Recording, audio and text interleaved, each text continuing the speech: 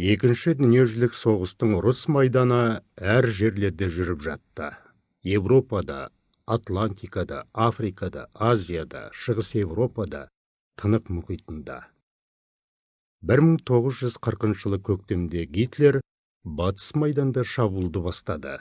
Сәуірде Германия әскері Дания мен Норвегияға басып кірді. Дания соғыссыз берілді. Норвегияда билікке жергілікті фашистердің басшысы Квислинг келді. Мамырда немістер 135 дивизияның күшімен Нидерландтар, Бельгия және Люксембургқа басып кіріп, француз шекарасындағы Мажино желісін айналып өтті. Одақтастар Дюнкерктің жағалауында қыспақта қалды. Англия өз әскерлерін тез арада эвакуациялауға мәжбүр болды. 1940 жылдың маусымында немістер Парижге кірді.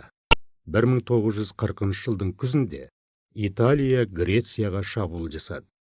Италия әскерлері грек армиясының қайсар қарсылығына тап болды. Муссолинидің өтініші бойынша көмекке Германия келді. 1941 жылғы 6 сәуірде неміс әскерлері Греция мен Югославияға шабуылдады. Олар грек және Югослав армиясының қарсылықтарына тез арада тойтарыс берді. 1941 жылдың жазына қарай Германия мен Италия 12 европалық елдерді жаулап алды.